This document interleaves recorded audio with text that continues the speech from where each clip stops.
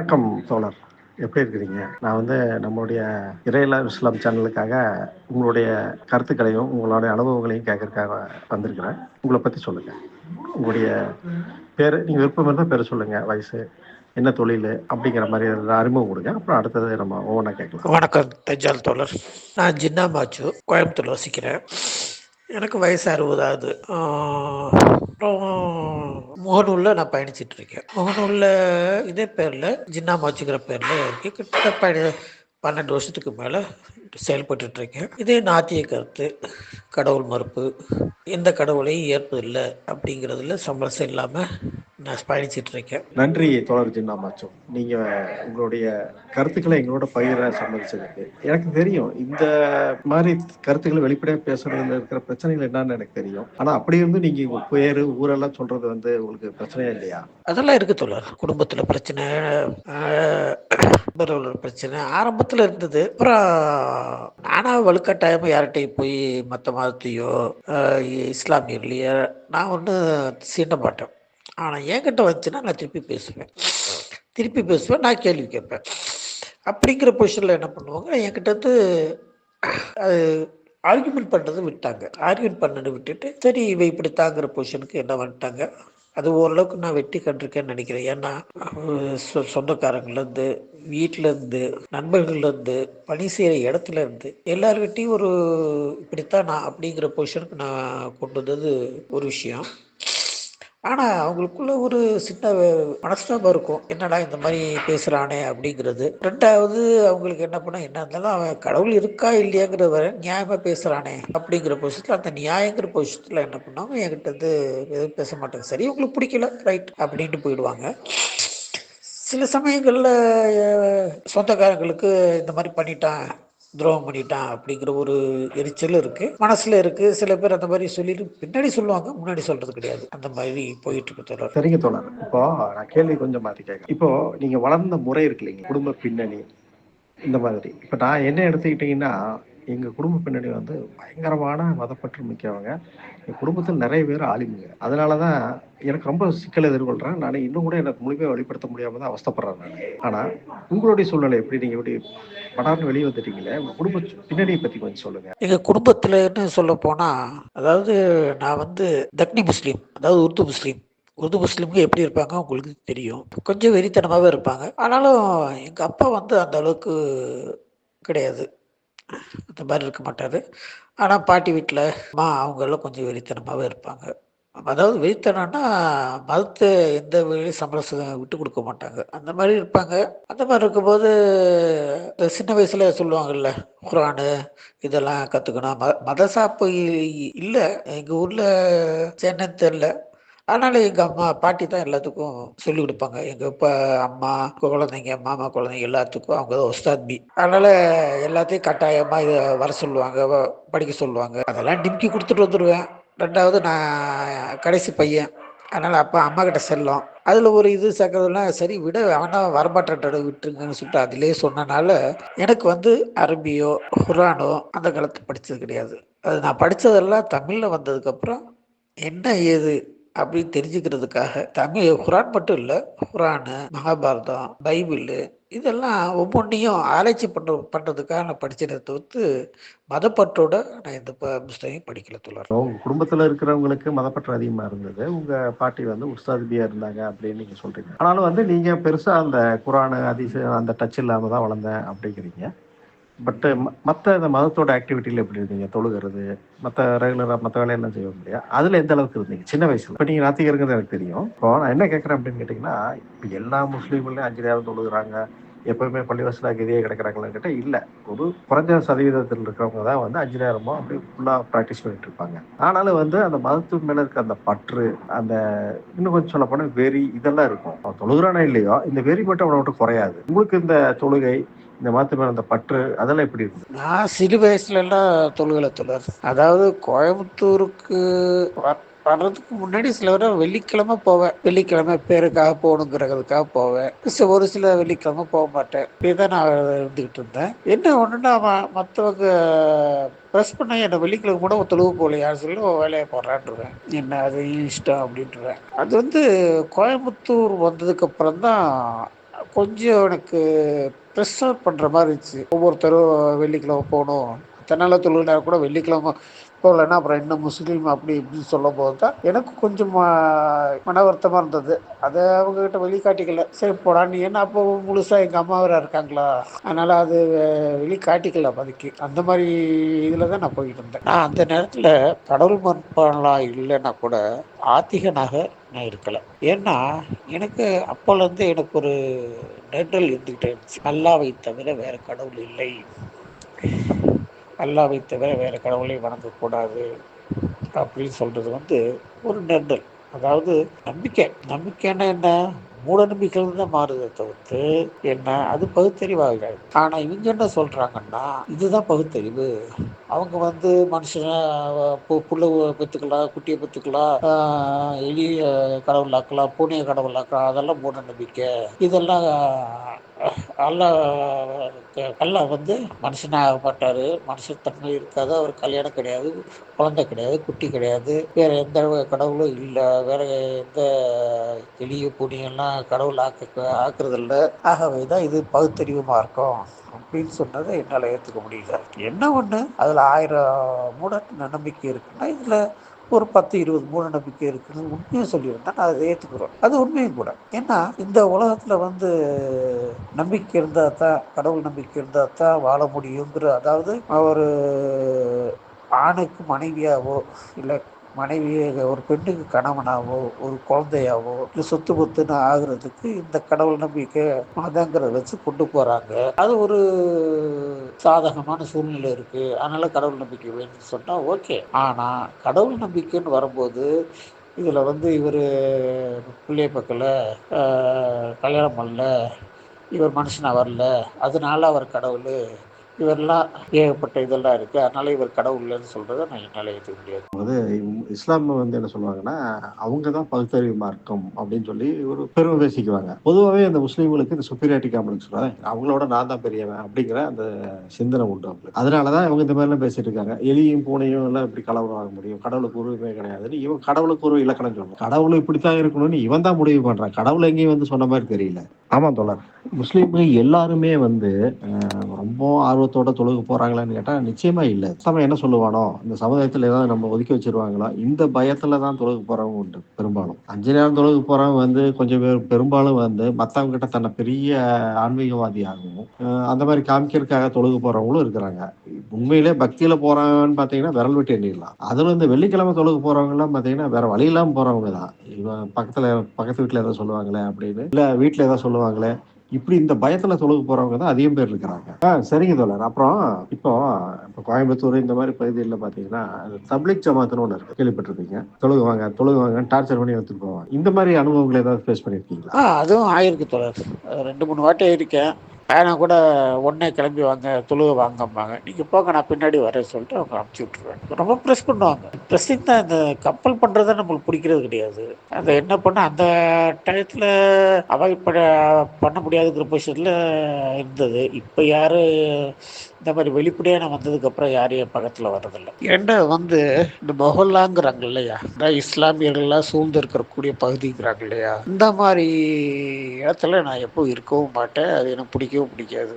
ஏன்னா அவங்களோட ஆதிக்கம் அங்கே இருக்கும், அந்த ஆதிக்கம் எனக்கு பிடிக்காது. அதனால் தவிர்த்துடுவேன். அந்த மாதிரி சூழலில் அவங்க பக்கத்துலேயோ இந்த ஏரியாலேயோ நான் போகவே மாட்டேன். அந்த மாதிரி வீடு சார்ந்து போகிறதும் கிடையாது. ஏன்னா ஸ்டார்டிங்கில் அனுபவிச்சிருக்கேன். என் குழந்தைகளை இதனால் பிரிக்கிறது, என் மனைவியை தூண்டி விடுறது, இந்த மாதிரி செஞ்சனால அந்த அவாய்ட் பண்ணிட்டு அவங்க அந்த ஏரியா மொஹல்லாவுக்கு போக மாட்டேன். மொஹல்லால இருக்கிறதும் இல்லை. ஆமா தோழர், நீங்க சொன்னது சரிதான். அதாவது முஸ்லீம்கள் வந்து பெரும்பான்மை ஒரு பகுதியில் இருக்காங்கன்னா அந்த பகுதியை வந்து ஒரு பள்ளிவாசலோட கனெக்ட் பண்ணி அதை ஒரு மஹல்லான்னு வச்சுக்குவாங்க. அதான் அவங்களுடைய ரீசன். அது அந்த பள்ளிவாசல் இருக்கிற நிர்வாகிகள் இந்த ஒவ்வொரு முஸ்லீம் மேலையும் வந்து தங்களோட ஆதிக்கத்தை செலுத்துவாங்க. அதாவது கல்யாணம், இந்த மரணம், இந்த மாதிரி சில நல்லது கெட்டது இந்த மாதிரி சில விஷயங்கள்ல வந்து இவங்களோட ஆதிக்கத்தை கொண்டு வந்து செலுத்தி அவங்க கட்டுப்பாட்டு கொண்டு வர பார்ப்பாங்க. நீங்க சொல்றது வந்து அந்த மாதிரி பிரச்சனைகளை தான்.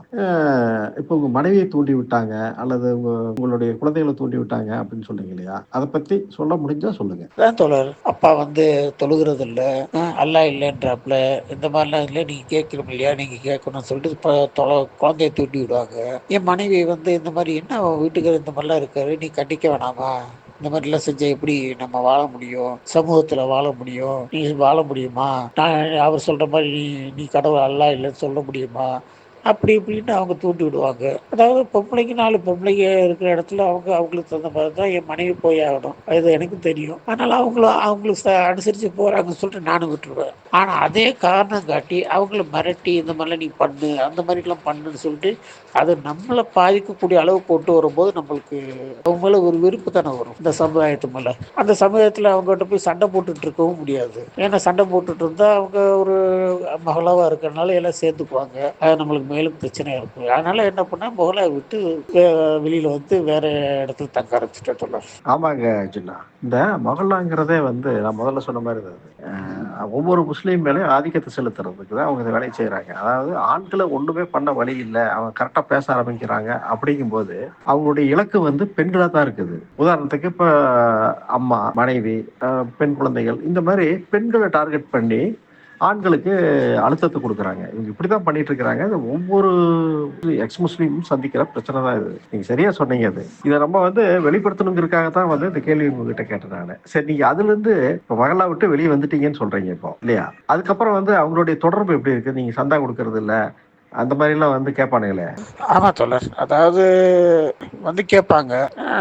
நான் வீட்டுக்காரர் அந்த மாதிரி இல்லைன்னு சொன்னேன். இருந்தாலும் சந்தா கொடுக்கணும் அப்படின்னு சொன்னான்னா சரி என் மனைவி பேர் போடுங்க. மனைவி பேர்ல சில பேர் சில ஜமாத்தை வாங்க மாட்டாங்க. ஆம்பளை பேர்ல தான் வாங்கணும்பாங்க. ஆம்பளை பேர்ல தான் இருக்கணும் சந்தா அப்படின்பாங்க. சில பேர் இப்போ சரி ஏதோ ஒன்று ரைட்டு மனைவி பேர்ல வாங்கிட்டு போயிடுவாங்க. ஆனால் தொடர்ச்சியா வாங்குறது கிடையாது, தொடர்ச்சியா நான் கொடுத்தது கிடையாது. ஒரு மகல்லா அதில் இருக்கிற பள்ளிவாசல்ங்கிறது வந்து அந்த பகுதியில் இருக்கிற முஸ்லீம்கள் மேல அதிகாரம் செலுத்துற ஒரு மையம் தான் அது. இவங்க இந்த கல்யாணம் பிரச்சனை பண்ணுவாங்க. இப்போ உதாரணத்துக்கு வந்து ஒரு வீட்டுல மரணம் நடந்திருக்குன்னு வைங்க. அப்ப இவங்க என்ன பண்ணுவாங்கன்னா, இவங்க தான் அங்க அந்த பள்ளிவாசல்ல இருந்து தான் அந்த பிணத்தை கொண்டு போறதுக்கான அந்த பெட்டி வரும். அதுல தான் கொண்டு போவாங்க, உங்களுக்கு தெரியும். அதே போல கல்யாணம் அப்படிங்கும்போது அந்த மகளால் இருக்கிறவங்க தான் வந்து நின்று அந்த கல்யாணத்தை நடத்துறதுக்கு ரெஜிஸ்டர் அதெல்லாம் தூக்கிட்டு வருவாங்க. இப்ப நம்ம இப்படி இருக்கிறதுனால இந்த மாதிரி இடங்கள்ல பிரச்சனை வருது இல்லையா? இத எப்படி எதிர்கொள்ளலாம்னு நீங்க நினைக்கிறீங்க? இது வந்து ஒன்று என் மனைவி வந்து ஒரு நாத்தியராவோ என்னோட கொள்கைப்படியோ நடக்கலை. அவங்க இஸ்லாப்படி தான் நடக்கிறாங்க. அதனால அவங்க வந்து அவங்க தேடி போய் இந்த மாதிரி வாங்கி இந்த மாதிரி செஞ்சாங்கன்னா எனக்கு அதில் ஆப்ஜெக்ஷன் இல்லை. ஆனால் நான் போய் நிற்க மாட்டேன், நான் போய் கேள்வி கேட்க மாட்டேன், நான் போய் அவங்ககிட்ட கெஞ்சிட்டு இருக்க மாட்டேன். அதை விட நான் ரிஜிஸ்டர் மேரேஜ் பண்ணிட்டா சொல்லிட்டு ரிஜிஸ்டர் மேரேஜ் பண்ணுவதை தவிர அவங்ககிட்ட முதலால போய் இதுக்காக போய் நிற்க மாட்டேன். ஏன்னா இது எனக்கு சரியா படுறதில்லை. இப்போ ஃபர்ஸ்ட் மேரேஜை பத்தி நான் சொல்லிடுறேன். இப்போ இந்த நீங்க மேரேஜை வந்து கவர்மெண்ட்ல ரெஜிஸ்டர் பண்ணும்போது இருக்கிற அட்வான்டேஜ் நிறைய இருக்குது. உதாரணத்துக்கு இப்போ சொத்து இருக்குன்னா அந்த சொத்துல வந்து அந்த பெண்ணுக்கான பங்கு வந்து சம பங்கு கிடைக்கிறதுக்கான வாய்ப்பு இருக்குது. இதே வந்து இஸ்லாம் சட்டப்படி நீங்க போகும்போது அவங்களுக்கு 3ல் 1 இல்லை இன்னும் சில சமயங்கள் வந்து கிடைக்காம போறதுக்கு கூட சூழ்நிலை ரொம்ப அதிகம் உண்டு. அதனால வந்துட்டு ரெஜிஸ்டர் பண்றேன் அப்படிங்கிறது வந்து ரொம்ப சரியா இருக்குது. பட் இந்த பிணத்தை புதைக்கிறதுக்கான அந்த இடம் இருக்கு இல்லைங்களா? உதாரணத்துக்கு வந்து இந்த கபர்ஸ்தான் இருக்கு இல்லையா? அந்த கபர்ஸ்தான்ங்கிறது வந்து அவங்க கண்ட்ரோல்ல இருக்கும்போது நம்ம புதைக்கிறது அப்படிங்கும்போது அவங்களை நாடி போய் அவங்களை கெஞ்சி கூத்தாடி சம்மதிக்க வச்சாதான் இது நடக்கும். இப்போ நம்ம மாதிரி நாத்திகர்கள் வந்து நம்ம உடல் தானம் பண்றேன் அப்படின்னு சொல்லிட்டு வெளியே போயிடலாம், அல்லது என்னை கொண்டு போய் எங்கேயாவது மயானத்துல வச்சு எரிச்சிருங்கன்னு கூட சொல்ல முடியும். ஆனா மத நம்பிக்கையில இருக்கும்போது இப்ப நம்ம துணையா யாரோ ஒருத்தர் வந்து மத நம்பிக்கையில இருக்கிறவங்கள வந்து நம்ம அந்த மாதிரி ஹேண்டில் பண்ண முடியாது. ஆனா இவங்க அந்த மாதிரி சமயங்கள்ல தான் அந்த பழி வாங்குற வேலையை செய்வாங்க. இதை பத்தி உங்க கருத்தை சொல்லுங்க. ஆமா தோழர், நீங்க சொல்றது கரெக்ட் தான். அதாவது நான் உடல் தானம் பண்ணேன்னு சொல்லிட்டு ஏற்கனவே எழுதி கொடுத்துட்டேன். என்ன எந்த நிலையிலையும் என் உடம்பு பள்ளிவாசலுக்கு போகாது. அப்படியும் போனா கூட என்னைய வந்து மத சடங்கு இல்லாம அடக்கம் பண்றத நினைச்சுன்னா எனக்கு ஓகே. ஆனா நான் இப்படி வாழ்ந்துட்டு அந்த மத சடங்கு சொன்னா ஒரு இஸ்லாத்துக்கு ஒரு கேவலம், எனக்கும் அது கேவலம் இல்லையா? ரெண்டாவது வந்து என் மனைவி மற்ற யாராவது இறந்தாலோ அது வந்து அவங்க இஸ்லாமா இருக்காங்க, அவங்களுக்கு இடம் கொடுக்க வேண்டியது அவங்க கடமை. அதை இல்லைன்னு சொன்னால் அது அவங்கள ஒரு இஸ்லாமியருக்கு இவங்க செய்கிற துரோகமாக தான் நான் பார்ப்பேன். சரியா சொன்னீங்க தோழர். நம்மள மாதிரி ஆட்களுக்கு வந்து நம்ம இஷ்டத்துக்கு மதச்சடங்கு இல்லாம புதைக்கப்படுறது தான் சரியானது. அதை மீறி மதச்சடங்கு செய்யறேன்னு சொன்னா அது அவங்களுக்கு தான் அது கேவலம். இந்த பிரச்சனை வந்து நம்ம தோழர் பாருக்குக்கு நடந்தது. இதை பத்தி நான் அப்புறம் பேசுறேன். அதே போல வந்து இப்ப நம்பிக்கையில இருக்கிறவங்களுக்கு அவன் இடம் கொடுக்கலன்னா அது அவங்களுக்கு செய்யற துரோகம் தான். ஆனா இந்த மகளாக்காரங்க இதை புரிஞ்சுக்குவாங்களாங்கிறத எனக்கு தெரியல. சரி, இப்போ இந்த அளவுக்கு உறுதியான மாற்றம் உங்ககிட்ட இருக்கு. ஆனா இதுக்கு ஒரு தொடக்க புள்ளி இருக்கு இல்லைங்களா? இல்லைங்களா? ஏதோ ஒரு இடத்துல வரும்போது தான் ஒரு பொறி தட்டும் நமக்கு. இதுல இந்த இஸ்லாம்ல ஏதோ ஒரு பிரச்சனை இருக்குது அப்படிங்கிற மாரி ஏதோ ஒரு இடத்துல ஒரு பொறி தட்டும். ஏதோ ஒரு காரணம் இருக்கும். எந்த காரணத்திலிருந்து இஸ்லாம்ல பிரச்சனை இருக்குன்னு அத விட்டு விலக ஆரம்பிச்சீங்க? முகமது தொடக்கி வச்சது தான். முகமது எதுக்கு தொடக்கி வச்சாரு? அவர் பல மூட நம்பிக்கையிலேருந்து பாதிக்கப்பட்டு அதெல்லாம் சீர்படுத்தணும்னு சொல்லிட்டு உருவாக்குறாரு. அப்படிப்பட்ட சீர்திருத்தம் பண்ணக்கூடிய அவர் உருவாக்குன ஊர்ல அதே மூட நம்பிக்கைகளும் அதனால பாதிப்புகள் வருதுன்னா அதை இவ்வாறு ஏத்துக்கிறது.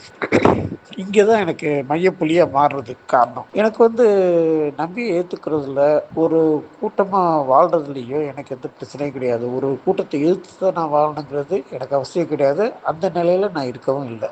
ஆனா பல மூட நம்பிக்கைகள் கொண்ட ஒருவர்களோட நானும் அந்த மூட நம்பிக்கை சேர்ந்து ஏத்துக்கிட்டு தான் ஆகணும்னு சொன்னா அது என்னால ஏத்துக்க முடியாதுதான் என்னோட நிலை. அந்த நிலை என்னோட நிலை அது என் குழந்தைகளுக்கோ என்னை வருங்கால சந்தேகங்களுக்கோ அது பாதிக்கக்கூடாதுங்கிறது நான் தீர்க்கமா இருக்கேன். அதுக்காகத்தான் நான் சொல்றேன், அல்லாங்கிறது ஒரு மூட நம்பிக்கையா தான் எனக்கு தெரியும். அதுலேருந்து அவருக்கு நபியா வர்ற நபிங்கிற பட்டம் கொடுக்கறது அதுவும் எனக்கு மூட நம்பிக்கையா தெரியுது.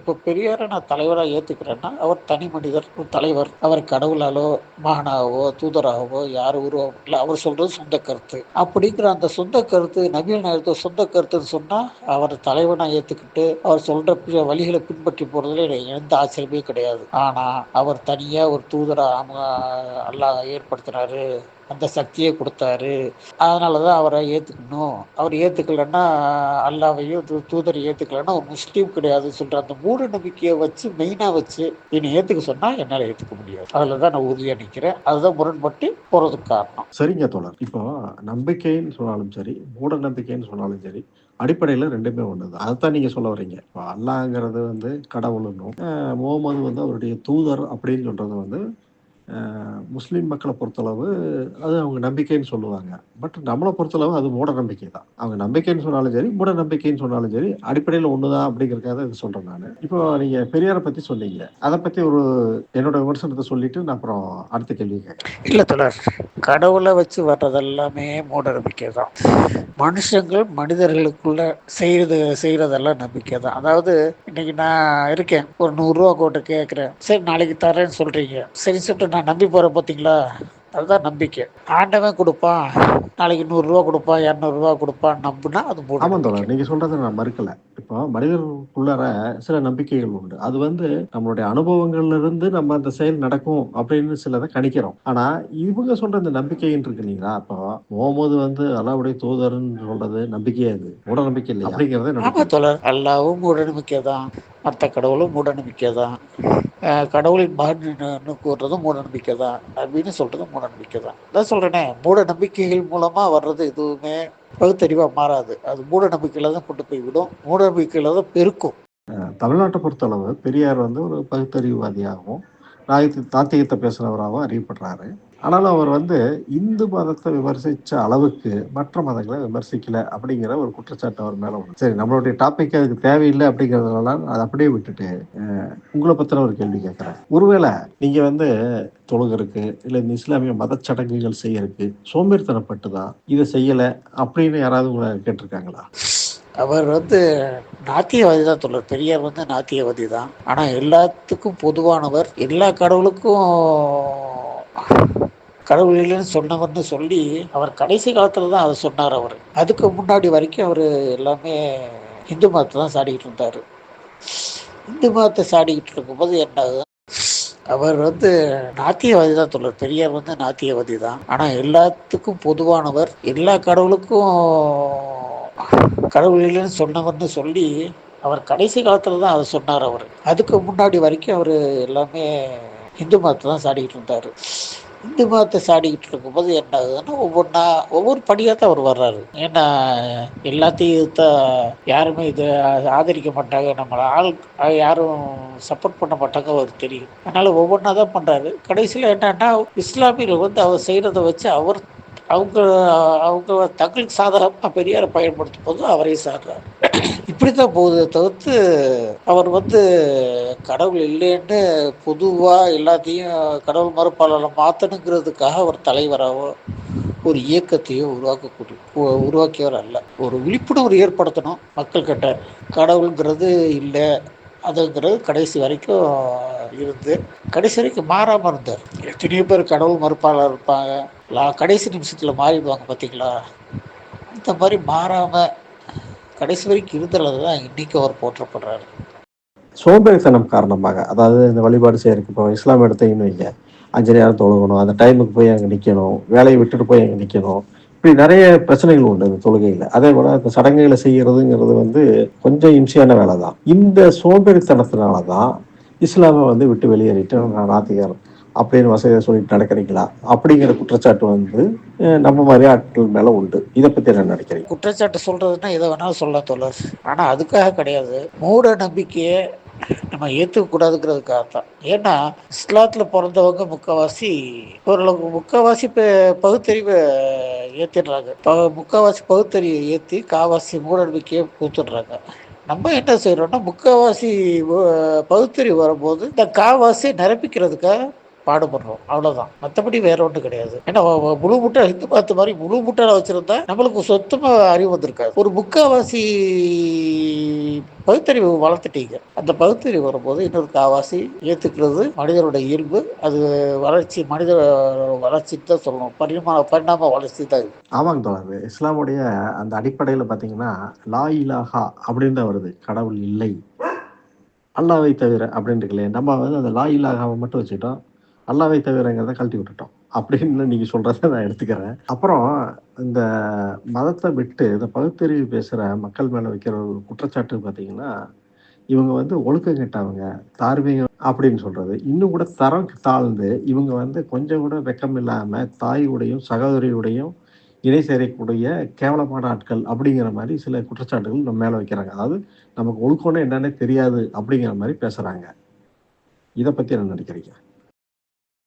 இதில் நம்ம அரசியல் அமைப்பு சட்டத்தில் கூட கொஞ்சம் தவறு இருக்கு தோழர். அதாவது அது கூட இங்கே சிக்கல் வர்றதுக்கும் மோதல் வர்றதுக்கும் காரணமாகிடுது. என்னன்னா, ஒரு இஸ்லாமியருக்கு நீ அல்லாஹ் மட்டுமே கடவுள், மற்ற கடவுள் இல்லைங்கிறதுக்கு உரிமை கொடுக்குற, அவன் எந்த கடவுளை வேணாலும் கும்பிடலாங்கிறது அவனையும் கொடுக்குற. இந்த 2 உரிமையும் கொடுத்தா 2 பேரும் மோதிக்குவாங்களா இல்லையா? அதுதான் இப்போ இங்கே இருக்கிற சிக்கல்.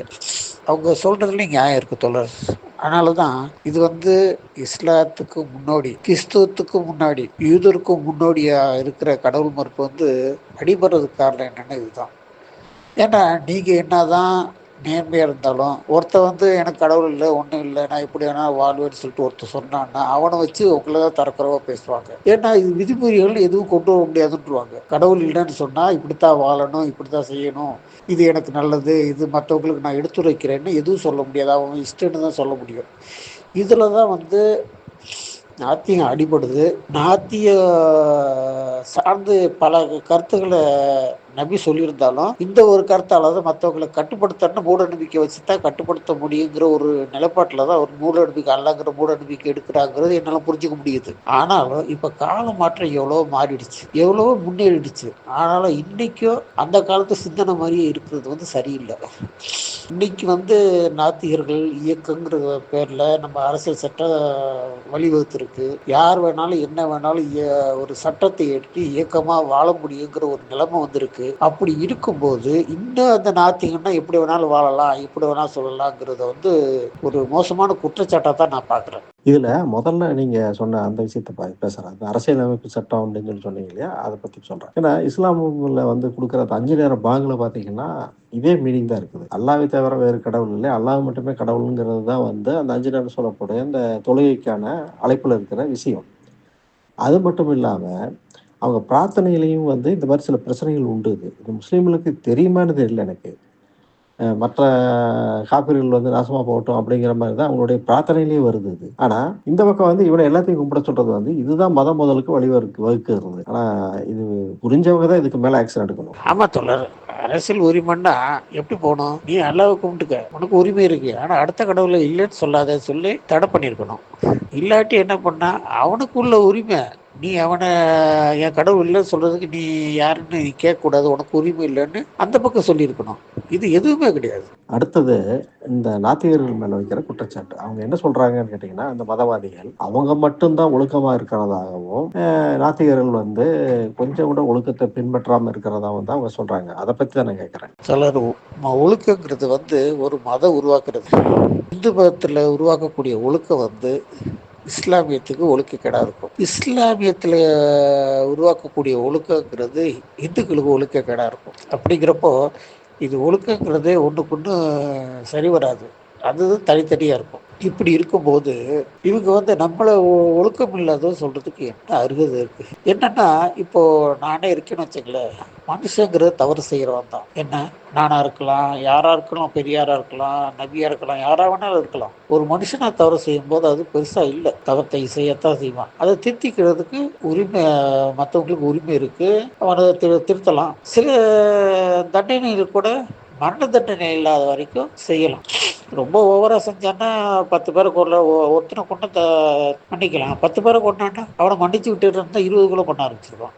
அந்த மாதிரி போகக்கூடாது. என்ன, அதுக்கு மரண தண்டனை கொடுக்கறது மேல் அது சரி. அதுக்கு மரண தண்டனைங்கிறது கரெக்ட். அந்த மாதிரி இருக்கும்போது இப்போ நானே தவறு செஞ்சிருக்கேன். ஆத்திகர்கள சொல்லிட்டேன். ஆத்திகர்கள யாரோ ஒருத்தர் தவறு செஞ்சிருக்காங்கன்னு வச்சுக்கோங்க. தவறு செஞ்சிருக்காங்கன்னா எல்லாமே எல்லா ஆத்திகரும் யோகே கிடையாது. பல பேர் ஐபிகளா இருப்பாங்க. ஆனா அதுல ஒரே ஒருத்தன் மாட்டிக்குவான். என்ன, அவன் மாற்றுறது மட்டும் இல்லாம அவனை தண்டிக்கும் போது அவன் மனைவி மக்கள் எல்லாம் பாதிக்கப்படுறாங்க. அவங்க தவறே செய்யாதவங்க. என்ன, இந்த மாதிரி செய்யும் போது அவனுக்கு என்ன ஆகும்? எத்தனையோ பேர் தவறு செய்யறாங்க, நம்ம மட்டும் ஏன் இந்த மாதிரி பண்றாங்க அப்படிங்கிற ஒரு வரும். அப்போ வந்து அது வந்து தவறாயிடுது. என்ன, இந்த மாதிரி எல்லாம் நாத்தியத்துல கிடையாது. தவறை வந்து திருத்திக்கலாம். தவறுக்கு தண்டனைங்கிறது ஓரளவுக்கு கம்மி பண்ணலாம், அவனை மாற்றலாம், வேற வழி வகுக்கலாம். இப்படி எல்லாம் இருக்கு. அதனால தான் நான் சொல்றேன், அதை விட இது எவ்வளவு சிறந்தது. அதாவது சுருக்கமா சொன்னா, மறைத்து செய்தால் தவறில்லை, மறைக்காமல் செய்தால் தவறுங்கிறது சரியில்லை. ஆமாம் தோழர். நீங்க சரியா சொன்னீங்க. ஏன்னா, இவங்களுக்கு ஒழுக்கம் அப்படின்னு ஒண்ணு நினைக்கிறது, இன்னொருத்தருக்கு அது ஒழுக்கக்கேடா தெரியுது. இது வந்து நெறைய உதாரணங்கள் சொல்ல முடியும். அதே போல வந்துட்டு இவங்க எல்லாருமே ஒழுக்கமான்னு கேட்டா கிடையாது. மனிதர்கள்ல வந்து தவறு செய்யக்கூடியவங்கள்ங்கிறது இயல்பா நடக்கக்கூடியது தான். அது நாத்திகரனோ, ஆத்திகரனோ வேறுபாடு இல்ல. ஆனா, இவங்க சொல்றது என்னன்னு கேட்டீங்கன்னா, நாத்திகர்கள்னா வந்து ஒழுக்கக்கேடா இருக்கிறாங்க. அவங்களுக்கு வந்து எந்த கட்டுப்பாடும் கிடையாது. அவங்க சுதந்திரமா வாழலாம் அப்படின்னு சொல்லிட்டு எல்லா தப்பும் பண்றாங்க அப்படின்னு அவங்க மதத்த நிறுத்துறதுக்காக நம்ம மேல இந்த குற்றச்சாட்டுகள வைக்கிறாங்க. அதுவும் குறிப்பா இப்ப சமீப நாட்கள்ல இந்த மாரி குற்றச்சாட்டுகள் வந்து நாத்திகர்கள் மேல வந்து இந்த அறநெறி சார்ந்து குற்றச்சாட்டுகள வைக்கிறது யாருன்னு கேட்டீங்கன்னா, எனக்கு தெரிஞ்ச வர இஸ்லாமியர்கள் தான். அவங்க சொல்றது வந்து அவங்க மத புத்தகம் இருக்கிறதுனால தான் அவங்க ஒழுக்கமா இருக்கிறாங்க. இவங்க ஒழுக்கமா இல்ல அப்படின்னு சொல்லிக்கிறாங்க. உண்மைய சொல்லப்போனா இந்த வாதம் வந்து அவங்களுக்கு எதிரானது. அப்போ அந்த புக் இல்லன்னா இவங்க எல்லா பாவமும் பண்ணிட்டு நடப்பாங்களா? அப்படிங்கிற கேள்வி வந்து அவங்கள பார்த்து நிக்குதுன்னு தெரியாம இந்த மாரி குற்றச்சாட்டு வைக்கிறாங்க. உங்களுடைய கருத்து என்னன்னு தெரிஞ்சுக்கிறதுக்காக தான் கேட்டேன். ஆனா இத சார்ந்த இன்னொரு கேள்வி இருக்குது. நீங்க விருப்பம் போட வாழ்றதுக்காக வேண்டி தான் இந்த நாத்திகத்த தேர்ந்தெடுத்தீங்களா? அப்படின்னு ஒரு கேள்வி இதுல இருக்குது. இவங்க கேட்கிற கேள்வி இது. இத பத்தி என்ன நினைக்கிறீங்க? விருப்பம் போல வாழலாம் அப்படிங்கிறதுக்காக நாத்திகர்கள் சில பேர் இருப்பாங்க. அது வந்து ஆத்திகர்கள் கூட இருப்பாங்க. ஆத்திகர்கள் கூட அந்த மாதிரி இருந்துட்டு நாத்திகங்கிற பேர்ல வாழ்வாங்க. ஆனா ஆத்திகனா இருக்கிறவன் என்ன பண்ணுவான்னா, அப்பத்தான் ஆத்திகனா இருக்கும்போது கொஞ்சம் அப்படி இப்படி 10 பேரோட சேர்ந்து நம்மளும் பண்ணிடலான்னு போயிடலான்னு இருக்கலாம். ஆனா நாத்திகனா போகும்போது தனிச்சு அவன் செய்யற ஒவ்வொரு தவறும் மற்றவங்க கண்காணிச்சுட்டே இருப்பாங்க. இவன் மேல என்னடா குற்றம் செய்யலாம், சொல்லலாம், என்ன செய்யறான் அப்படிங்கிற பார்த்துக்கிட்டே இருப்பாங்க. அப்படிங்கிறப்ப என்ன பண்ணா, அவன் தன்னுடைய சுய ஒழுக்கத்தை தானே நிர்ணயிச்சுக்கிட்டு ஒழுக்கமா இருக்கணும்னு தான் பார்ப்பான். என்ன, அப்படிங்கிறப்போ நாத்திகர்களுக்கு கூடுதல் சுமை நாத்திகர்களா ஒழுக்கமா இருக்கிறதுக்கு நாத்திகமே காரணமா இருக்கும். அருமையா சொன்னீங்க தோழர். நல்ல பதில் இது. அதாவது ஒரு நாத்திகனா வாழ்றது வந்து எவ்வளவு சிரமம்ங்கிறது வாழ்ந்து பார்த்தா தான் தெரியும். ஏன்னா, அவனுக்கு அவ்வளவு ரெஸ்பான்சிபிலிட்டி இருக்குது. அவ்வளவு மனிதநேயம் இருக்குது. அதனுடைய உச்சகட்டம் தான் ஒருத்தன் நாத்திகனா அந்த கொள்கையை தேர்ந்தெடுக்கிறது. இப்போ ஒரு ஆத்திகன்னு எடுத்தீங்கன்னா, அவனுக்கு புகலிடம் இருக்குது. கடவுள் மன்னிப்பாரு. இல்ல கடவுள்ட்ட வந்து பரிகாரம் பண்ணிக்கலாம். மன்னிப்பு கேட்டுக்கலாம். இப்படின்லாம் சொல்லுவாங்க. பட் நாத்திகத்துல அது எதுவுமே கிடையாது. அவனுடைய தவறுக்கு அவன் மனசாட்சிக்கு அவன் பதில் சொல்லி தான் தீரணும். ரொம்ப நல்லா சொன்னீங்க தோழர். அப்புறம் என்கிட்ட வந்து நிறைய பேர் இந்த கேள்வி கேட்டிருக்காங்க. அதை உங்ககிட்டயும் நான் கேட்கிறேன். நீங்க இந்த இஸ்லாம விமர்சனம் பண்றது இது எல்லாமே வந்து வேற ஆளுகிட்ட காசை வாங்கிட்டு தான் பண்றீங்க. நீங்க யூதர்களுடைய கைக்கூலிகள், கிறிஸ்தவர்களுடைய கைக்கூலிகள், நீங்க அவங்க கிட்ட காசை வாங்கிட்டு தான் இந்த மாதிரி விமர்சனம் பண்றீங்கன்னு ஒரு குற்றச்சாட்டு வந்து என்கிட்ட நிறைய பேர் சொல்லியிருக்கிறாங்க. சமயத்தில் நீங்களும் கூட கேட்டிருக்கலாம். இதை பத்தி என்ன நினைக்கிறீங்க? ஆமா தோழர், முகநூல்ல நான் கேட்காத கேள்வியா பயங்கரமாலாம் என்ன கேட்டிருக்காங்க. என்ன ஒண்ணுன்னு அவங்களுக்கு என்னன்னா, யாருமே எந்த இஸ்லாமியுமே இந்த மாரி கேள்வி கேட்கல. கேள்வி கேட்கிற அளவுக்கு நம்மளும் இல்ல. அந்த அளவுக்கு மிரட்டி வச்சிருக்கோம். இவங்களுக்கு எந்த அளவுக்கு தைரியம் வந்துச்சு? இவங்க எப்படி துணிச்சலா பேசுறாங்க? அப்படிங்கிறப்போ, அவங்களுக்கு நம்ப முடியறதில்ல. வேற யாரோ அவன ஏக்கிக்கிட்டு இருக்காங்க. அப்படிங்கிற பொசிஷனுக்கு அவங்க போயிடுறாங்க. அவங்க மேலயும் குத்தம் சொல்லி பிரயோஜனம் கிடையாது. என்ன, அவங்க நம்மள மாரி மாறக்கூடிய நிலைமை இல்ல. அத இயலாமையே இந்த மாரி தீர்த்துக்கிறாங்க. இதை ஒட்டிய இன்னொரு கேள்வி நான் கேட்டுறேன். சில தோழர்கள் கம்யூனிஸ்ட், அதனால திராவிடர் கழக இந்த மாதிரி தோழர்கள் கேட்கறது என்னன்னு கேட்டீங்கன்னா, இந்துத்துவ சக்திகளுக்கு நீங்க தான் கண்டக்ட் எடுத்து கொடுக்குறீங்க, நீங்கள் உங்களுடைய இந்த விமர்சனங்கள் வந்து அவங்களுடைய வளர்ச்சிக்கு வந்து ரொம்ப உதவி செய்யுது, அதனால நீங்க நிறுத்துங்க, இது இப்ப செய்யக்கூடாது அப்படின்னு சொல்றாங்க. அவங்களுக்கு ஆச்சா இருக்குமா இருக்குல்ல தோழர். அதாவது அவங்களுக்கு இஸ்லாமியர்கள் சப்போர்ட் பண்றாங்க. அந்த ஆதரவு வந்து இல்லாம போயிடுச்சுன்னா என்ன பண்றதுங்கிற ஒரு கவலை அவங்களுக்கு. அதனால சில பேரு அந்த மாரி சொல்றது உண்டு. என்கிட்டயும் சொல்லியிருக்காங்க. ஆனால் நீங்களும் சொல்றதில்ல. அப்புறம் எங்களையும் சொல்லவில்லைன்னா அப்புறம் எப்படி தோழர் அப்படின்னு சொல்லுவேன். ஒண்ணும் பேச மாட்டாங்க, போயிடுவாங்க. ஆமாம் தோழர், இது சரியான பதில். இது ஒண்ணு, அவங்க விமர்சனம் பண்ணிருக்கணும், விமர்சனம் பண்றவங்கள ஆதரிக்கணும் அல்லது அமைதியா இருக்கணும். அதுவும் இல்லாம விட்டுட்டு நீங்க செய்யக்கூடாதுன்னு சொல்றது வந்து ஒரு பகுத்தறிவுவாதத்துக்கே அழகு இல்லது. என்ன சொல்றதுன்னா, இது கேவலமான ஓட்டு அரசியல் தான் இது. சரி விடுங்க, நமக்கு அரசியல் வேண்டாம், சரி நம்ம மறுபடியும் இஸ்லாம் பக்கமே போவோம். உங்களுக்கு தெரியும், இப்போ நம்ம வந்து இஸ்லாமிய மத விமர்சனத்தை வந்து தீவிரமா வைக்கக்கூடிய ஆட்கள். இப்ப இதுக்கு வந்து அவங்க நிறைய பதில் சொல்றாங்க, சில சமயம் எதிர்த்து கேள்வி கேட்கறாங்க, நம்மளை கேவலமா பேசுறாங்க. இதெல்லாம் வரும்போது ஒரு கட்டத்துல என்ன பண்ணிடுறாங்கன்னா, கீழே இறங்கிடுறாங்க. இறங்கிட்டு இஸ்லாம் வந்து உங்களுக்கு என்ன பாவம் பண்ணுச்சு, என்ன தொல்லை பண்ணுச்சு இப்படின்னு கேட்கறாங்க. இஸ்லாம்ல ஏதாவது ஒரு ஒரு குறை உங்களால சொல்ல முடியுமா, இந்த அளவுக்கு இறங்கிடுறாங்க. இஸ்லாம்ல வந்து அந்த மாதிரி ஏதாவது குறை சொல்ல முடியுமா உங்களால? இஸ்லாம்ங்கிறது ஒரு நம்பிக்கைன்னா, அந்த நம்பிக்கை வந்து இன்னொரு நம்பிக்கையை குறை சொல்லக்கூடாது. தவறுன்னு சொல்லக்கூடாது. தவறுன்னு சொல்ற மாரி இருந்துச்சுன்னா, தன்னுடைய தவறுகளை திருத்திக் கொள்ளணும், மாற்றிக் கொள்ளணும். இது செய்யாத வரைக்கும் இஸ்லாம் தவறு தான். மாற்ற முடியாதது இஸ்லாம்ங்கிறது தெரியும். ஆனா, அதனால பாதிப்பு அவங்களுக்கே. ஆமாம் தோழர், நீங்க சொல்றது சரிதான். அவங்க நம்பிக்கை வந்து அவங்களோட வச்சிருந்தா இந்த பிரச்சனைகள் வந்திருக்காது. இவங்க அடுத்தவங்க பேர்ல போய் திணிக்கும் போதுதான் இந்த பிரச்சனைகள் வந்து உதாகரமா வெடிக்குது. அதே போல இஸ்லாமில் இருக்கிற எந்த கொள்கையும் மாற்ற முடியாது. அன்னைக்கு 1400 வருஷத்துக்கு முன்னாடி என்ன அதுல நிர்ணயிச்சாங்களோ, அது இன்னி உலகம் அழியறதுக்கு எத்தனை கோடி வருஷம் இருந்தாலும் சரி, அதை தான் ஃபாலோ பண்ணணும். ஒண்ணு இவங்க ஃபாலோ பண்ணாம விடலாம், பட் இஸ்லாம்ல இல்லைன்னு மட்டும் சொல்ல முடியாது, அந்த கொள்கைகளை மாற்றவும் முடியாது. சரிங்க தோழர், இப்போ இன்னொரு கேள்வி கேட்கிறேன். நம்ம முதல்ல கேட்ட கேள்வியில இருந்து மறுபடியும் கேட்கிறேன். இந்த மாதிரி விவாதங்கள் வரும்போது அவங்க பதில் சொல்ல முடியாம திணறும் போது கடைசியில இறங்கி காலில் விழுந்து கெஞ்சி கேட்கிற கேள்வி வந்து, அல்லாவும் முகமதும் நபி இவரும் வந்து உங்களுக்கு என்ன தனிப்பட்ட முறையில என்ன பாவம் செஞ்சாங்க உங்களோட வாழ்க்கையில, ஏன் அவங்கள போட்டு இப்படி பண்றீங்க அப்படிங்கறது வந்து கடைசி கேள்வியா அவங்க வைக்கிறாங்க. யாரும் வந்து அவங்கள அல்லாவ விமர்சிக்கணும், இல்ல நபியை விமர்சிக்கணும் யாரும் கிடையாது. இவங்க தான் கேள்வி கேட்குறாங்க. இவங்க தான் என்ன பண்றாங்க, ரொம்ப ஓசத்தியா அல்லாவ இந்த மாதிரி நினைச்சிட்டு, நபியை இந்த மாதிரி நினைச்சிட்டு இவங்கள தூக்கி பிடிச்சிட்டு கேள்வி கேட்குறாங்க. நம்ம பதில் சொல்ல வேண்டியிருக்கு. பதிலுங்கிறது அவங்களுக்கு விமர்சனமா தான் தெரியும். விமர்சனமா தெரியுமா அவங்க மனசு புண்படத்தான் செய்யும். ஆகவே இது ஒன்றும் பண்ண முடியாது. ஏன்னா அவங்க புகழ்ற வரைக்கும், உயர்த்தி பிடிக்கிற வரைக்கும், அந்த உயர்த்தி பிடித்தல நம்ம கிட்ட காட்டும் போது நம்ம பதில் சொல்ல வேண்டியது கட்டாயம். சொல்லித்தான் தீர வேண்டியிருக்கும். சொல்ல வேண்டிய கட்டாயம் தான் நமக்கு வரும். அந்த கட்டாயத்தினால அவங்களுக்கு விமர்சிக்கிற மாதிரி இருந்துச்சுன்னா, பாதிப்பு வந்துச்சுன்னா, அது அவங்கள சார்ந்ததை தவிர்த்து நம்மளும் சார்ந்தது கிடையாது. அட்டகாசம் தோழர், அருமையா சொன்னீங்க. ஏன்னு கேட்டீங்கன்னா, நம்ம செய்யற விமர்சனங்கள்ங்கிறது வந்து நம்மளுடைய சொந்த கருத்துக்களே கிடையாது. இவங்க எழுதி வச்சிருக்கிற அந்த புனித புத்தகங்கள் இருக்கிற கருத்துக்களை திருப்பி சொல்றோம். நம்ம அவங்க புகழ்ந்து சொல்லும் போது அதில் இருக்கிற சில கருத்துக்களை நம்ம திருப்பி சொல்றோம். ஆனா அவங்களுக்கு அது வந்து அவங்களுக்கு கேவலப்படுத்துற மாதிரி தோணுதுன்னா தப்பு நம்மளுது இல்லை, அது அவங்களுடைய புத்தகங்கள்ல வேற இருக்கிற தப்பு தான். அது தெளிவா சொன்னீங்க தோழர், ரொம்ப நன்றி. இதுவரை நீங்க டைம் கொடுத்ததுக்கு ரொம்ப நன்றி தோழர். நம்ம மறுபடியும் இன்னொரு சந்தர்ப்பத்தில் பேசுவோம். நீங்களும் இதுவரைக்கும் என்னுடைய உரையாடலுக்கு எனது நன்றியை தெரிவித்துக் கொள்கிறேன் தொடர். மிக்க நன்றி. வணக்கம். நன்றி தோழர், உங்களுடைய நேரத்தை எங்களுக்கு ஒதுக்குனதுக்கு, இதுவரை எங்களோட உரையாடினதுக்கும் கருத்துக்களை பரிமாறிக்கொண்டதுக்கும் மிக்க நன்றி. வணக்கம்.